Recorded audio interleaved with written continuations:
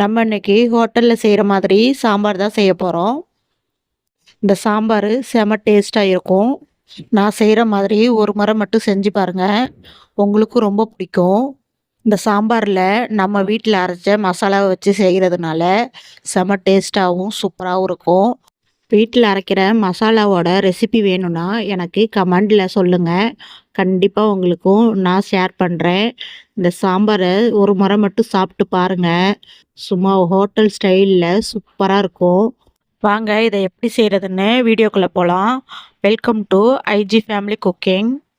நிறைய பேர் நம்ம சேனலை சப்ஸ்கிரைப் பண்ணாமையே பார்த்துட்ருக்கீங்க. சப்ஸ்கிரைப் பண்ணிக்கோங்க.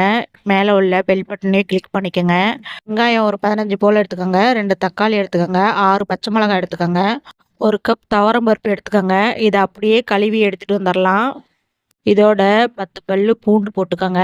இது கூடவே 1/2 ஸ்பூன் மஞ்சத்தூள் போட்டுக்கோங்க. இதோட கொஞ்சமாக பெருங்காயத்தூள் போட்டுக்கோங்க. எல்லாத்தையும் அப்படியே குக்கருக்கு மாற்றி 2 விசில் விட்டு பருப்பை வேக விட்டு எடுத்து வச்சுக்கோங்க. சுரக்காயை இந்த மாதிரி கட் பண்ணி எடுத்து வச்சுக்கோங்க.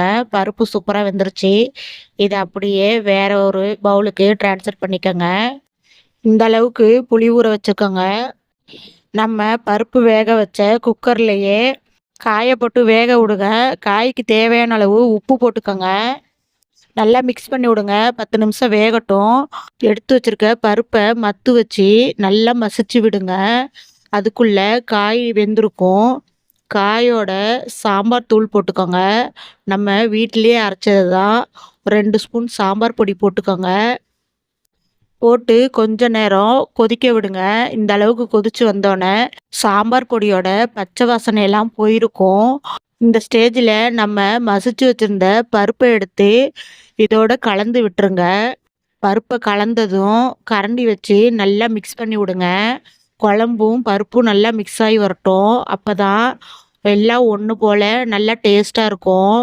நம்ம எடுத்து வச்சுருந்த புளியை கரைச்சி இதோட ஊற்றி விட்டுக்கோங்க. சாம்பாருக்கு தேவையான அளவு தண்ணி ஊற்றிக்கோங்க. ஏற்கனவே நம்ம காய் வேகும்போது உப்பு போட்டிருக்கோம். இப்போ கொஞ்சமாக குழம்புக்கு தேவையான அளவு மட்டும் உப்பு போட்டுக்கோங்க.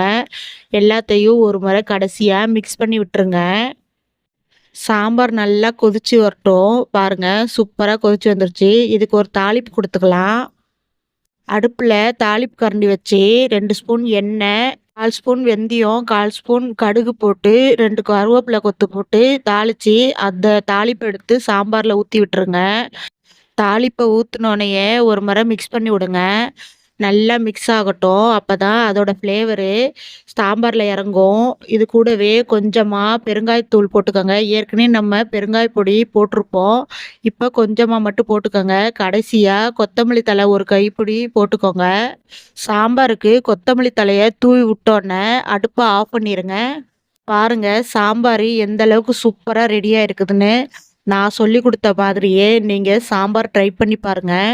இதுபோல் சாம்பார் வச்சு கொடுங்க. உங்கள் பிள்ளைங்களும் விரும்பி சாப்பிடுவாங்க. இந்த சாம்பாரை செஞ்சு சாப்பிட்டு பாருங்கள். உங்களுக்கும் கண்டிப்பாக பிடிக்கும். பிடிச்சிருந்தா நம்ம சேனலை சப்ஸ்கிரைப் பண்ணிக்கோங்க. கமெண்ட் பண்ணுங்கள். உங்கள் ஃப்ரெண்ட்ஸ் அண்ட் ஃபேமிலிக்கு ஷேர் பண்ணி விடுங்க. ஃபாலோ பண்ணிக்கோங்க ஃப்ரெண்ட்ஸ்.